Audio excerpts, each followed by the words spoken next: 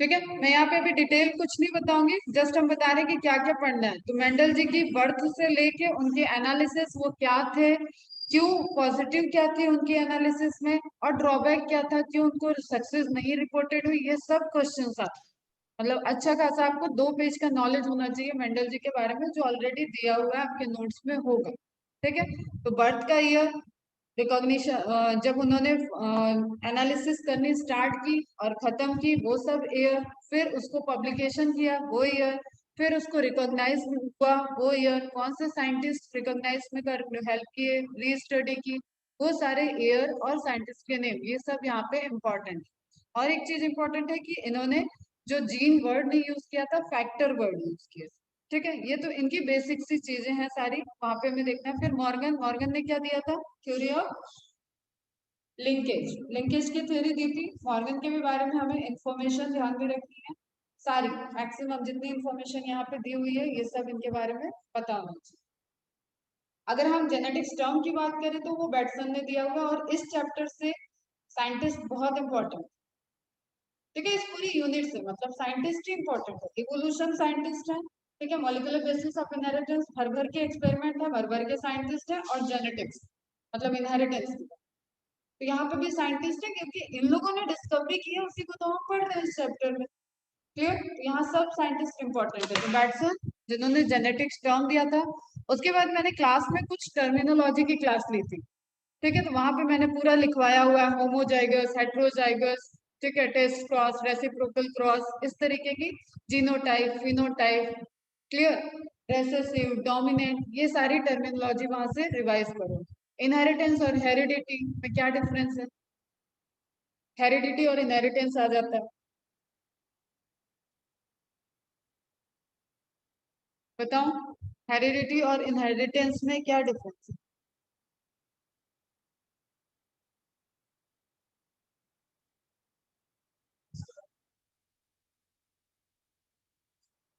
Inherit की जब हम बात करते हैं तो सिर्फ हम लोग एक जनरेशन को फोकस करते हैं, जो उस जनरेशन या पेडिग्री एनालिसिस कर रहे हैं तो 4 जनरेशन 5 जनरेशन, जो जनरेशन की स्पेसिफिक है दैट इज इनहेरिटेंस। ठीक है, जो फादर से बच्चों में, पेरेंट्स से बच्चों में जा रहे हैं, दैट इज द इनहेरिटेंस। और जब हम लॉन्ग टर्म में इसकी बात करते हैं दैट इज हेरिडिटी। ठीक है, हेरिडिटी है, हेरिडिटेड है, ठीक है, जो फाइलोजेनेटिक एनालिसिस है वो हेरिडिटी पे बेस्ड है, क्लियर, वो रिलेशनशिप पे बेस्ड है। लेकिन इनहेरिटेंस शॉर्ट टर्म हो गया उसका, आप कुछ जनरेशन में देख रहे हो, that is inheritance. Variation, Gregor John Mendel, Bateson, Morgan, Garrod, Garrod का ध्यान में रखना, एल्केप्टोन्यूरिया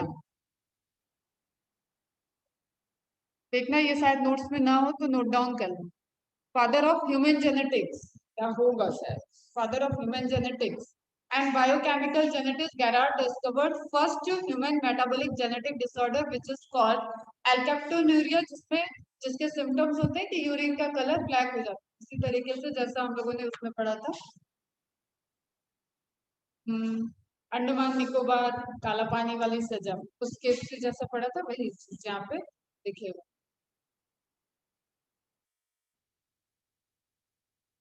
हाँ, करेक्ट बेटा। ठीक है, तो अब फिर जनरल जनरल फाइव टर्म्स की बात की। फैक्टर, एलिल, एलिल में कंफ्यूजन होता है, एलिल ध्यान में रखना। एलिल क्या है, एलिलोमार्फ का शॉर्ट फॉर्म है।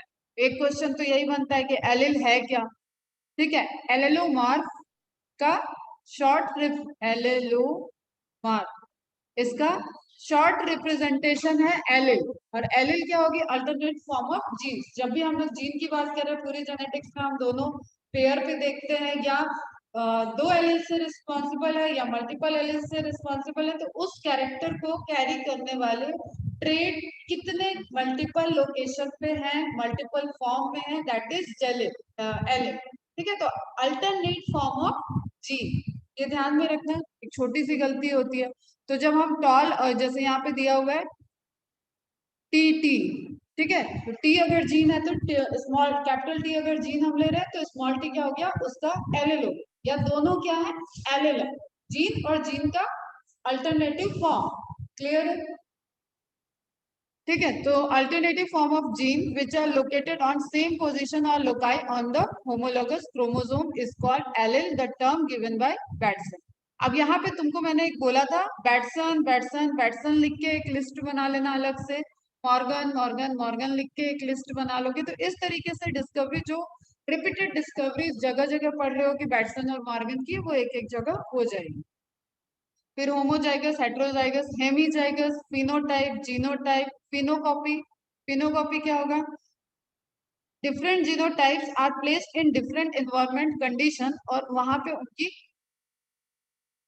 दे प्रोड्यूस डिफरेंट कंडीशन में वो सेम टाइप के फिनोटाइप को प्रोड्यूस कर रहे हैं, एक तरीके से कॉपी बन, ठीक है, लेकिन कंडीशन उनकी डिफरेंट थी, इन्वायरमेंट डिफरेंट था, ठीक है, लेकिन फिर भी उनकी जो फिनोटाइप, जो एक्सटर्नल अपीयरेंस है, वो एक जैसा है, तो इसको क्या बोलते हैं? फिनोकॉपी।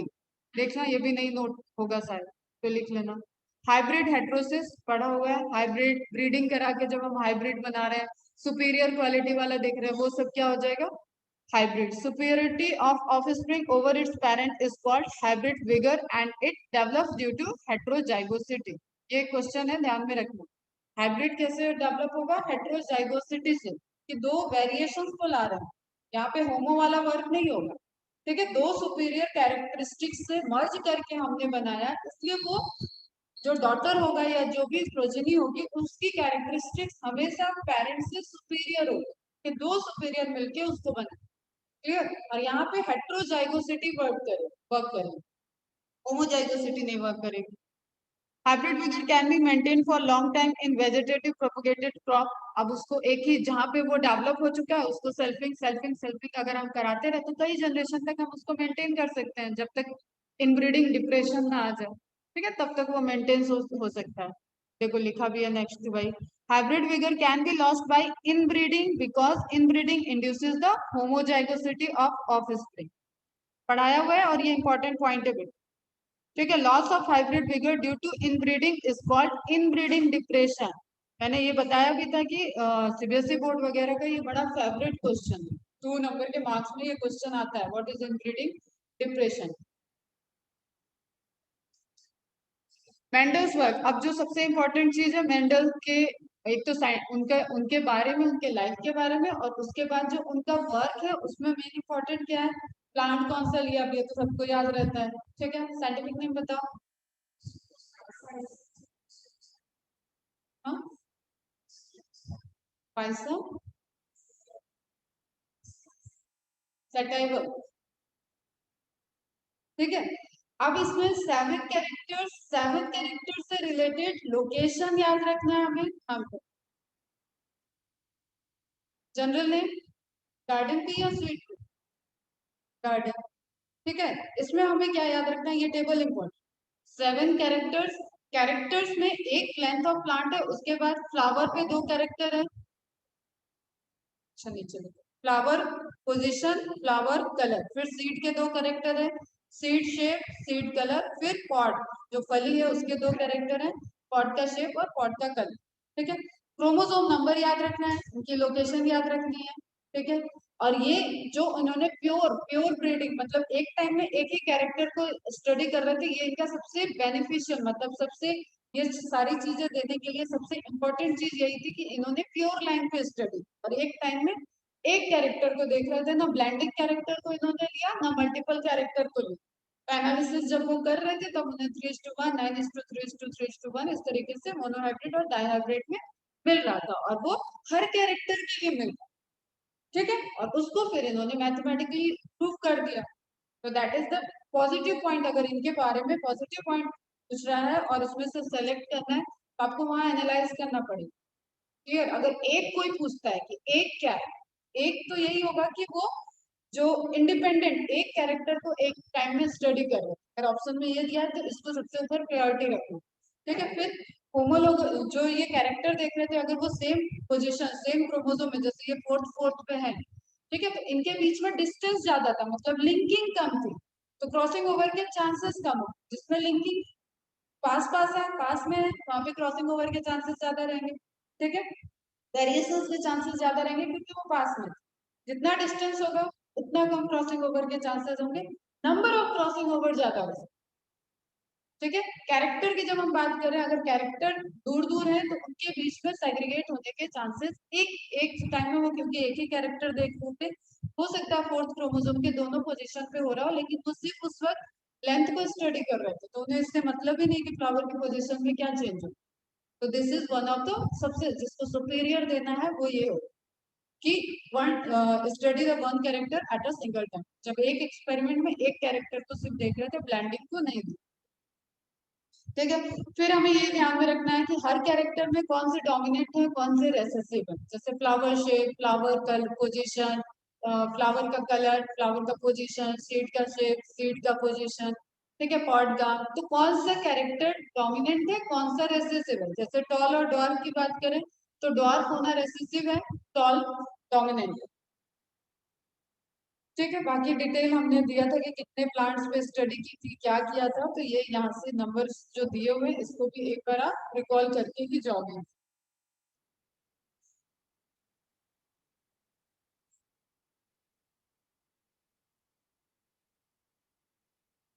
ठीक, ये इमेज ध्यान में रखना। रेसेसिव रिंकल ग्रीन, सीड का कलर ग्रीन, फ्लावर का कलर व्हाइट। और एक चीज और ध्यान में रखना, जो भी डोमिनेंट है ये नेचुरली एग्जिस्ट करने वाली चीज है। डोमिनेंट वाले वाइल्ड कैरेक्टरिस्टिक्स होते हैं, इनमें म्यूटेशन हुआ है तब रिसेसिव फॉर्म हुआ है। क्लियर, ये भी ध्यान में रखना। ये सब क्या है, डोमिनेंट वाले ही नेचुरल। अगर कोई क्वेश्चन ऐसा आता है कि वाइल्ड कैरेक्टरिस्टिक इसमें क्या है, तो डोमिनेंट पढ़ के जा रहे हैं। वाइल्ड वही होंगे जो डोमिनेंट है, जो एग्जिस्ट कर रहे थे, जो नेचुरली पहले इनिशियली प्रेजेंट रहे होंगे, वो वाइल्ड कैरेक्टरिस्टिक्स हैं, वो डोमिनेंट कैरेक्टरिस्टिक्स हैं। उनमें म्यूटेशन से रिजल्टेड आपको उसके रेसेसिव ट्रेट दिख रहे हैं, ये हर जगह अप्लाई हो। क्लियर।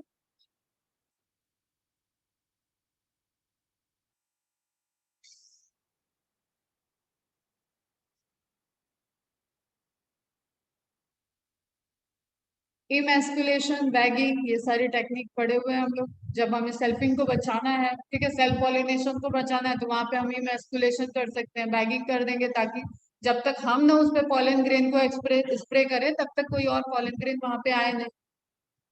क्लियर।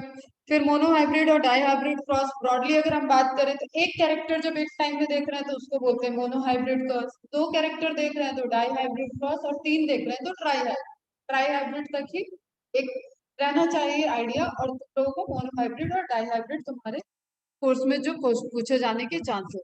अब यहाँ पे हमें दो तीन चीजें ध्यान में रखनी। एक तो जो स्ट्रक्चर है, जो पेरेंट है वो प्योर है, ठीक है, मतलब उनके बीच में कोई ब्लेंडिंग कैरेक्टर को नहीं दिया गया। अगर टॉल तो मतलब एकदम सारे टॉल कैरेक्टरिस्टिक्स के साथ, अगर हम देख रहे हैं कि 4 फीट के प्लांट, तो सारे के सारे प्लांट 4 फीट वाले ही, कोई बीच में ऐसा नहीं है कि हाँ 3 फीट वाले को भी उन्होंने स्टडी किया। तो प्योर लाइन है।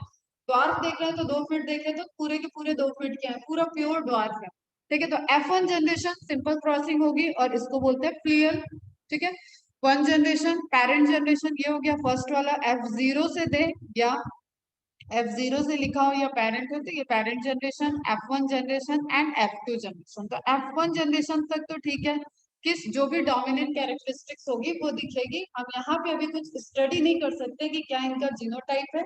जीनोटाइप, क्योंकि जीनोटाइप के लिए ऑल टॉल आ रहे हैं, तो कैपिटल टी भी हो सकता है, कैपिटल टी स्मॉल टी भी हो सकता है। तो अभी हम इस F1 स्टेज पे हम नहीं देख सकते हैं कि यहाँ पे कौन सा जीनोटाइप है, इसलिए हम क्या कराते हैं, उसको सेल्फिंग कराते हैं। और F2 जनरेशन में ये स्टडी होती है दोनों ही केस में, मोनो हाइब्रिड हो या डाई हाइब्रिड हो, हम जो स्टडी करेंगे, जो जीनोटाइप और फिनोटाइप का रेशियो निकलेगा, उसके लिए हमें प्योर प्योर तक हमें मतलब लॉ ऑफ सेग्रीगेशन को निकालना था। यहाँ से जो निकला था law of dominance and law of segregation, और डाई हाइब्रिड क्रॉस से आया था लॉ ऑफ इंडिपेंडेंट असॉर्टमेंट।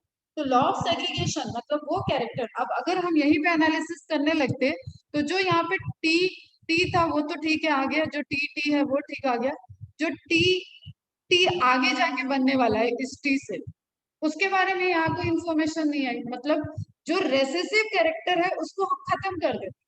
ठीक है, और ये चीज नहीं होनी चाहिए, ये चीज हो भी नहीं रही है, इसलिए उन्होंने क्या कराया, सेल्फिंग कराई। और जब उसकी एक जनरेशन और स्टडी की तब हम उन्होंने यहाँ पे देखा कि स्मॉल टी स्मॉल टी के कॉम्बिनेशन में जब आ गया रेसेसिव होमोजाइगस, तो वो अपने को एक्सप्रेस किया।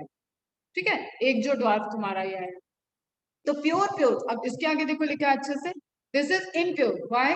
बिकॉज यहाँ पे टी भी हो सकता है एंड टी भी हो सकता है। डोमिनेंट आया है जो F1 जनरेशन में, वो दोनों दोनों जीनोटाइप से आ सकते हैं, कि दोनों का फिनोटाइप सेम आएगा, capital T and capital T small T. Clear? फिर जब इसका सेल्फ पॉलिनेशन या सेल्फिंग कराया जा रहा है तो क्या हो रहा है वहां पे? अब आपको याद हो तो उसमें टी टी एक आएगा, टी टी एक आएगा, एंड टी और टी दो आएंगे।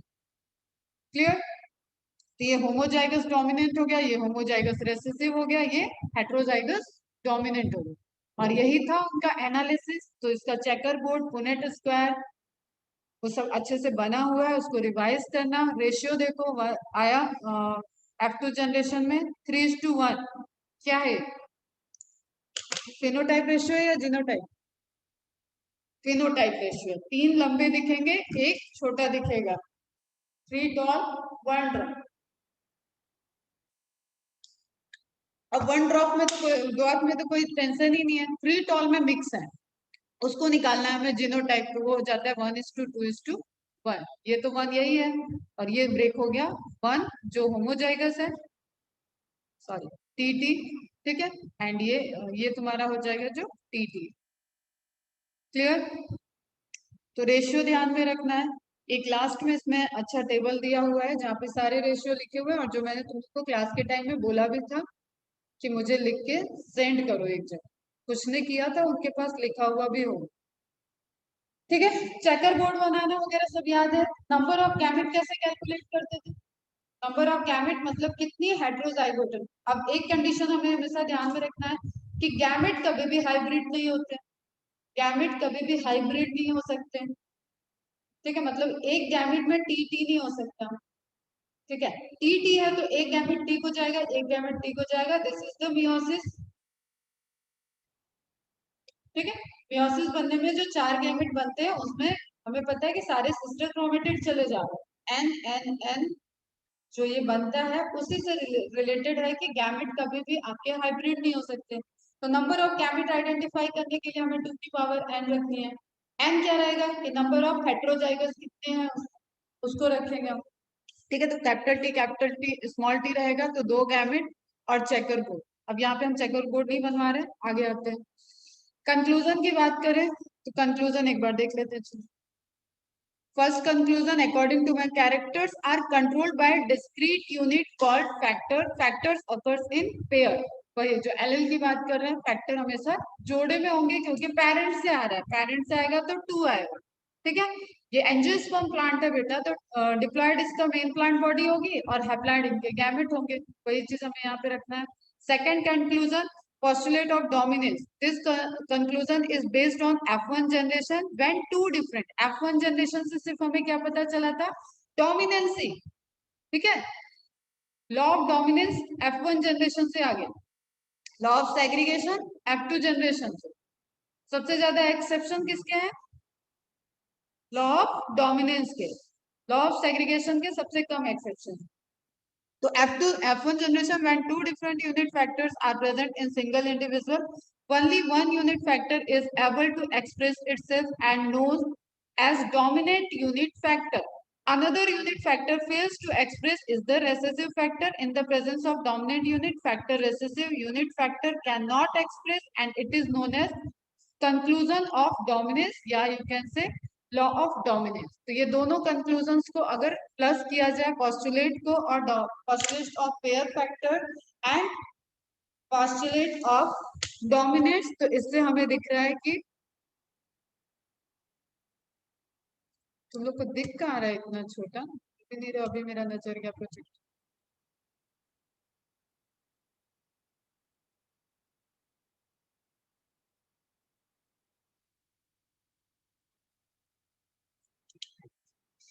ठीक है, तो दोनों पोस्टुलेट्स को जब हम मर्ज करके देख रहे हैं then it is said to be कि यहाँ पे ये कंप्लीटली क्या है? Law of dominance. First conclusion plus second conclusion. There are 2 exceptions of law of dominance. देखो छोटी सी पॉइंट है, ध्यान में रखोगे जो अलग से पढ़ा हुआ है। इनकम्प्लीट डोमिनेंस एंड को डोमिनेंस। को डोमिनेंस में ब्लड ग्रुप ए बी और इनकम्प्लीट डोमिनेंस में स्नैपड्रैगन वगैरह जो पड़ा हुआ है, फ्लावर का कलर ब्लेंड दिखता है, दैट इज इनकम्प्लीट डोमिनेंस, कि रेड और व्हाइट फ्लावर का ब्लेंडिंग दिखेगा, पिंक फ्लावर। सेकेंड कंक्लूजन क्या, थर्ड कंक्लूजन क्या कह रहा है, law of segregation, this law is based on the fact that allele do not show any blending and that both the character are recovered as in F2 generation. मतलब blending character कोई नहीं आया, आपको toll ही मिला था F1 generation में, लेकिन ऐसा नहीं था कि ड्वार्फ उसके साथ ब्लेंड कर गया और ड्वार्फ एक्सप्रेस नहीं कर पाया क्योंकि वो रेसिसिव कैरेक्टर। लेकिन जब वो सेल्फ इन कराया गया और F2 जनरेशन में वो आया तो वो अपने को पूरी तरीके से एक्सप्रेस किया उस कंडीशन में जब वो होमोजाइगस पेयर में आया। क्लियर? तो that is the law of segregation. तब हर कैरेक्टर अपने आप को सेग्रीगेट करता है। सेग्रीगेशन किस फेज में देखने को मिलता है मियोसिस के? Law of segregation reported in which phase या takes place in which phase? Bushra भी बोल रही थी ये सब क्लास करने, एक बार बोलना उसको अगर करना है।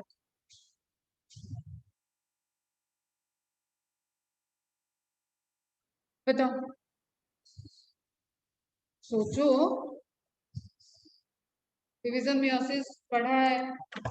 लॉ ऑफ सेग्रीगेशन, सेग्रीगेट होना है, कैरेक्टर को सेग्रीगेट करना है। डिप्लोटिंग, डिप्लोटिंग में सेग्रीगेट कहाँ होगा?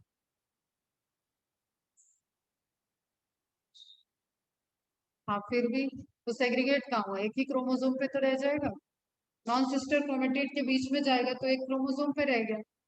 Segregation, law of segregation reported in anaphase first, जब इक्वेटर पे अरेंज होंगे और बिना स्प्लिटिंग के अलग हो जाएंगे। ठीक है।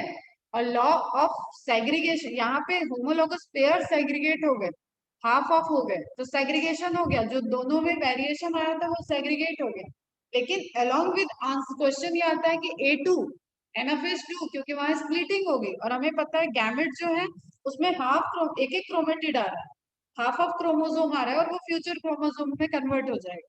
क्लियर? डॉटर क्रोमोसोम है तो वो हाफ, तब वहां पे जाना है A2, मतलब उस क्रोमोसोम के ऊपर जो वेरिएशन आए हैं उसको भी सेपरेट करना। देखो मेन वेरिएशन कहाँ है, दो होमोलोगस पेयर में वेरिएशन है, वो कहाँ सेग्रीगेट हो, होमोलोगस पेयर कब अलग हो गए, एनाफेज 1 में। इससे प्रायोरिटी किसको देना है, एनाफेज 1 को। लेकिन एनाफेज 2 में स्प्लिटिंग ऑफ क्रोमोसोम होता है, सेंट्रोमियर की स्प्लिटिंग हो रही है, वहां पे आपको एक एक क्रोमोसोम अलग हो रहा है, तो जो आपको हाफ दो प्योर पेरेंट वाले दो प्योर और जो कॉम्बिनेशन नॉन सिस्टर वाले मिलेंगे आपको, वो आपको कहाँ मिलते हैं, वो तो एनाफेज 2 में मिलते हैं। जैसे जैसे सपोज ये रेड है, ये हाफ रेड और हाफ व्हाइट समझ लो, मैंने ड्रॉ नहीं किया, ये भी हाफ रेड हाफ व्हाइट है। ठीक है, इसमें रेड ज्यादा लंबा कर देते हैं, इसमें छोटा, और ये दूसरा वाला रेड है तो ये प्योर रह गया, ये प्योर रह गया। ये व्हाइट के साथ कॉम्बिनेशन, इसमें व्हाइट कम है रेड ज्यादा है, इसमें व्हाइट ज्यादा है रेड कम, तो ये दो वेरिएशन को शो करेंगे, ये नॉन सिस्टर क्रोमेटिड हो गए, ये इसके सिस्टर क्रोमेटिड, ये इसके सिस्टर क्रोमेटिड, लेकिन ये दोनों कब अलग होते हैं, ये एनाफेज 1 में अलग होते हैं, और इनकी स्प्लिटिंग कब होगी, ये एक दूसरे से कब अलग होगी, एनाफेज 2 में। लॉ ऑफ सेग्रीगेशन मतलब होमोलोगस पेयर का सेपरेशन, दैट इज एनाफेज 1, ध्यान रखना है चीज। ठीक है, तो law of segregation, during gamete formation the unit factors of a pair segregate randomly and transfer inside different gamete, each gamete receives only one factor of a pair, so gametes are pure for a particular trait, it is known as conclusion of purity of gametes or segregation। अब इसका दूसरा नाम भी याद रखना है, purity of gamete. There is no exceptions of law of segregation, no तो नहीं है, कुछ है। The segregation is essential during the meiotic division in all sexually reproducing organisms, either plant or animal. Non disjunction may be exception of this law, यही exception. जो डिसजक्शन होता है ना, नॉन डिसजक्शन, अगर वो सेपरेशन ही नहीं हुआ डिप्लोटिंग में, वो जो टर्मिनलाइजेशन की प्रोसेस होती है वो पूरी प्रॉपर तरीके से नहीं होगा तो ये इसका एक्सेप्शन आ जाएगा। ठीक है, और उसके बाद होमोलोगस पेयर सही से सेग्रीगेट नहीं हो तो भी एक्सेप्शन।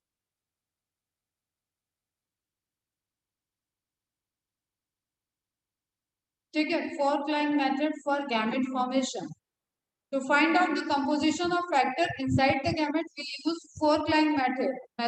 अच्छा वही gamete को अलग अलग करना. ठीक है. A B B, 4 types of gamete. 4 types. A B A B E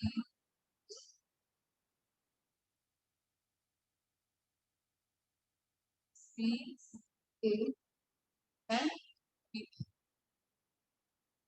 ठीक है. ठीक है. A B. अब ये फोर्क क्या होता है कि आप उसको जैसे रेप्लिकेशन फोर्क नहीं है वाई शेप में, उस तरीके से आप कर दो तो वहां पे आपको मिल जाएगा. जैसे ए का कॉम्बिनेशन किसके साथ मैंने बोला सेम नहीं आ सकते, मतलब ए किसी गैमेट में नहीं आ सकता, बी किसी गैमेट में नहीं आ सकता. ये हमें ध्यान में रखना है. तो पॉसिबिलिटी क्या है यहाँ पे, पॉसिबिलिटी निकालनी. एक कैपिटल भी है, एक स्मॉल भी है. तो ए भी बनेगा, इस तरफ जाएगा तो ए बी, एंड इस तरफ जाएगा तो ए बी. 25% 25. सेम वे में अगर हम स्मॉल ए को लेके करोगे तो कैपिटल भी स्मॉल भी 25% 25%. Clear. Type of gamete phenotypic category 2 की power n. Type of genotype ये सब लिखा है 3 की power n. and number of zygote produced by the selfing of a genotype is equal to 4 की power n. n is equal to number of hybrid character of heterozygous pair. ये सब आप देखोगे उसमें पुनेट स्क्वायर में, तो ये सब एप्लीकेबल होगा. ठीक है. जब नंबर ऑफ जीनोटाइप फिनोटाइप सब कैलकुलेशन करोगे तो ये सारी चीज एप्लीकेबल होगी. डाइहाइब्रिड क्रॉस हो क्या हो गया, सेम चीज है, दो कैरेक्टर के साथ देख रहे हैं हम. F1 में अगेन डोमिनेंस को शो करेगा F1, और F2 में हमें लॉ ऑफ सेग्रीगेशन दिखेगा. और क्योंकि ये दो दो कैरेक्टर असॉर्ट होंगे, अलग अलग दिखेंगे, डोमिनेंट रेसेसिव में अलग अलग दिखेंगे, रिंकल्ड भी आएंगे, राउंड भी आएंगे. तो एक ही सीड के दोनों कैरेक्टर अपने आप को इंडिपेंडेंट असॉर्ट करेंगे. तो यहाँ से हमें क्या निकलता है, law of independent assortment. Across in which there is a study of inheritance of two pair of contrasting trait. Clear. Contrasting trait है. अब यहाँ पे देखो ये चीज ध्यान में रखना कि यहाँ पे कंट्रास्टिंग ट्रेट के भी डोमिनेंट रिसेसिव होंगे. जैसे राउंड ले रहे हैं, ठीक है, जैसे सीड शेप दी है तो डोमिनेंट उसका राउंड और रेसेसिव आ गया. जो हम लोग स्टार्टिंग में बात किए थे कि सीड कलर ले रहे हैं तो उसका भी डोमिनेंट और रेसेसिव हो. कंट्रास्टिंग ट्रेट के डोमिनेंट एंड रेसेसिव. क्लियर. अब इसके पुनेट स्क्वायर बनाए थे तो जस्ट जो 3:1 है, 3:1 का स्क्वायर कर दें. 3:1 3:1 आ जाएगा आपको 9:3:3:1. देखो इन सब चीजों को ना कभी भूलते नहीं अगर डेरिवेशन पता हो. सेम फिजिक्स के अगर फॉर्मूले का आपको डेरिवेशन पता है तो आप कभी गलती नहीं कर सकते. हो सकता है आप फॉर्मूला भूल जाओगे, लेकिन थोड़ा सा टाइम वहां पे ज्यादा दोगे और डेरिवेशन से वो निकालो. जैसा कि मेरे साथ हुआ था एग्जाम में, मैं फॉर्मूला भूल गई थी और डेरिवेशन करके मैंने फॉर्मूला निकाला. और हम लोगों में लॉन्ग क्वेश्चन जो आते थे वो ऐसे ही 5 10 नंबर का आता पूरा, तो वो 10 नंबर मेरे चले जाते. मैंने वहां पे टाइम किया, डेरिवेशन करके मैंने फॉर्मूला निकाला था, फिर मैंने क्वेश्चन सॉल्व. तो कभी कभी ऐसा होता है कि आप भूल जाओ, लेकिन उसका बेसिक आपको पता है. 9:3:3:1 कहाँ से आया है ये पता है आपको, ये भूलोगे नहीं. ठीक है. अगेन हम यहाँ पे कुछ नहीं बात कर रहे हैं, आई थिंक जरूरत भी नहीं है. ये गैमेट को अरेंज किया गया पुनेट स्क्वायर है. थोड़ा सा मतलब ऐसे तुम्हें दिखाया गया बर्फी शेप में, उसको सीधा बनाए हो तुम क्लास में तो उसको अच्छे से मतलब उसमें फिर गैमेट में अब देखो दो वेरिएशन है. ठीक है. उनका फ्यूजन देखा जा रहा है. तो आर आर वाई वाई इसमें मैंने ये कैसे आएगा, ये एक तो ये लाइन आएगी, एक ये लाइन. ठीक है. जो हम लोगों ने डायगोनल लिया था उसका ये इस तरीके से आएगा, डायमंड शेप में है क्योंकि ये तुम्हारा पूरा देखो हेट्रोजाइगस है, ये देखो तुम होमोजाइगस. ठीक है. इसमें प्योर पेरेंट वाले ये दोनों होंगे, तो डायगोनल के दोनों सिरे पे प्योर पेरेंट वाले होंगे, बाकी तुम निकालोगे तो 9:3:3:1 पूरा तुम्हारा जाएगा. और जीनोटाइपिक रेशियो क्या हो जाएगा इसका, अगेन वही 1:2:1 को आप स्क्वायर कर दो, 1:1 1:2 से हो जाएगा. इसमें 4 क्या आएगा, 1:1 1:1 1:1 2 4 2 एंड देन 1 2 1। क्लियर है? ये आपका आ जाएगा genotypic ratio. Phenotypic ratio, genotypic ratio, number of phenotype अगर पूछ रहा है तो कितने हो गए? 4। जो वेरिएशन जो आपको एक्सप्रेशन दिखा जीनोटाइप अलग है, लेकिन उसका एक्सप्रेशन जो है दैट इज फिनोटाइप। कंक्लूजन देख लेते हैं एक बार। समझ में आ रहा है ना? इसमें रुकने की आई थिंक जरूरत नहीं है, इसलिए मैं जल्दी जल्दी कर। किसी को कोई दिक्कत हाइब्रिड क्रॉस में? चेकर बोर्ड सब बना हुआ है, 2 2 बार प्रैक्टिस भी कराई थी, उन्हीं चेकर बोर्ड को एक एक बार देखना। कंक्लूजन क्या है? व्हेन टू पेयर्स ऑफ, यहाँ से देखिए